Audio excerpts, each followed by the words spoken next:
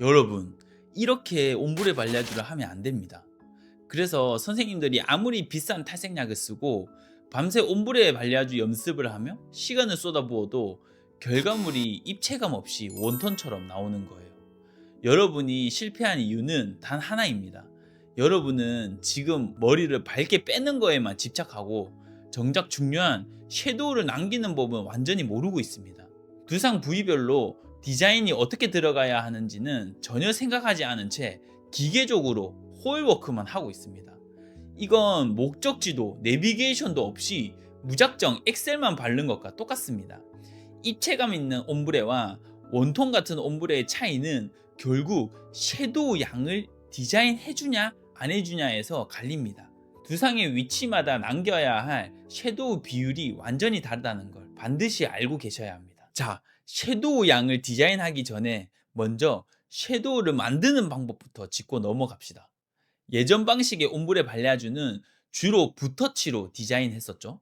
하지만 요즘 저는 에어터치 방식으로만 섀도우를 디자인하고 있습니다.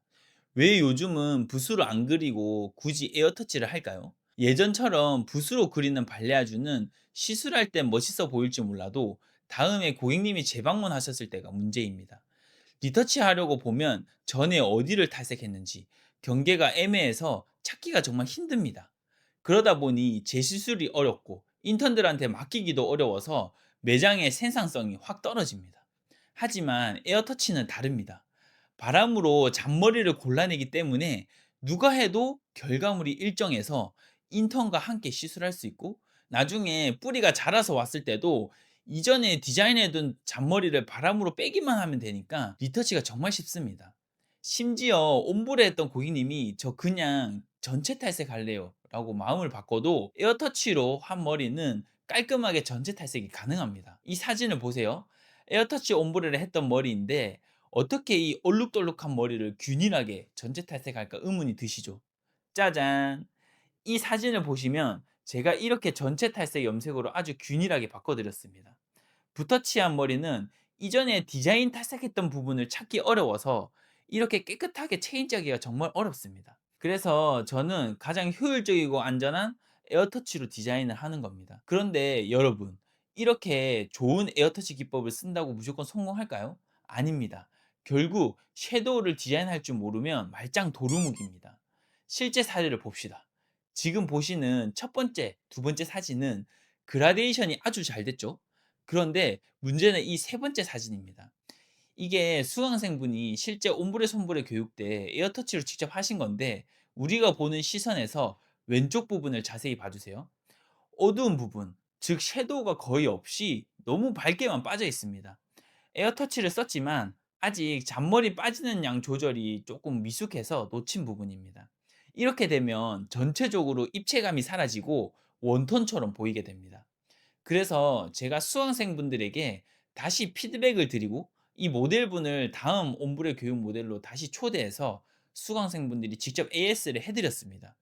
부족했던 섀도우를 다시 디자인해서 컬러 체인지를 해드렸는데요. 자, 보시면 그라데이션이 아주 확실하게 살아났죠.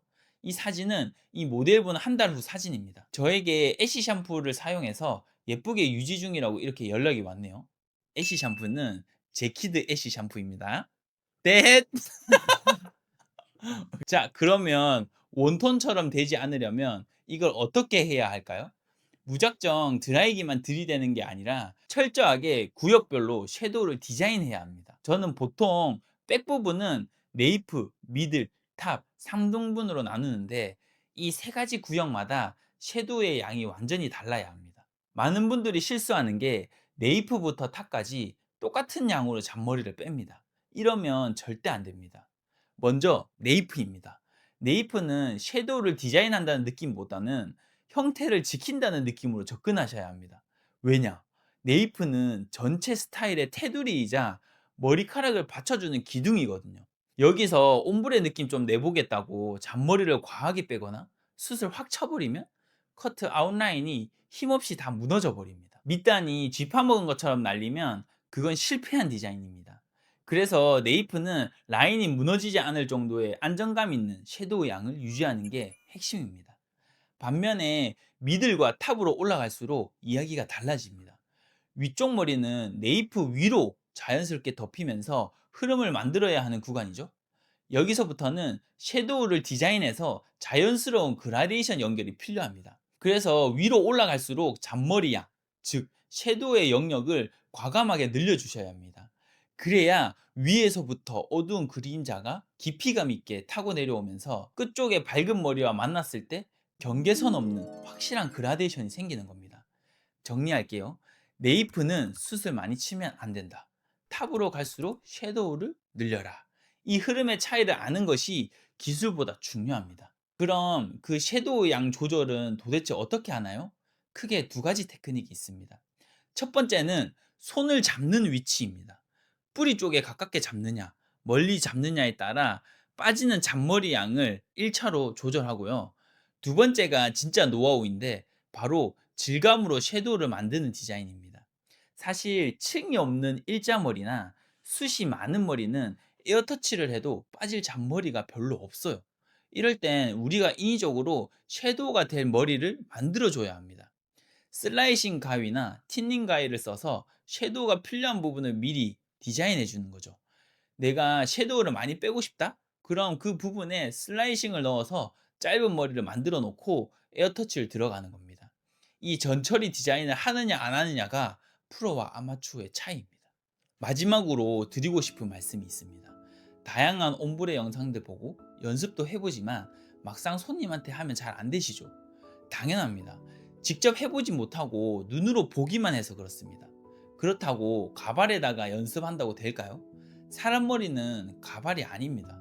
연습용 가발은 모질도 일정하고 숱도 똑같지만 실제 고객님은 숱이 적은 분, 악성 곱슬, 극송상모, 변수가 너무 많습니다. 이 수많은 변수에 대응하는 힘을 가져야 비로소 실무에서 손님에게 시술을 할 수 있습니다. 제 옴브레 교육은 12명 이상의 모델을 선생님들이 제 코치하에 직접 해봅니다. 제가 알려드리는 매뉴얼을 익히고 12명 이상의 모델 실습을 통해 다양한 모질을 직접 겪어보면서 현장 감각을 몸으로 익힙니다. 옴브레, 더 디테일한 레시피나 변수별 대처법은 제 오프라인 교육에 오셔서 직접 12명의 모델을 보며 확인하시거나 제가 집필한 옴브레 노하우북을 통해서 확실하게 내 것으로 만드시길 바랍니다.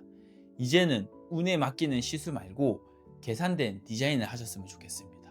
옴브레 교육 신청을 원하시는 분들은 댓글, 링크를 통해서 문의를 주시면 신청 도와드리겠습니다. 또는 옴브레 노하우북 책을 구매하고 싶은 분들은 아래 하단에 유튜브 쇼핑에서 구매하실 수 있습니다. 오늘은 여기까지. 안녕.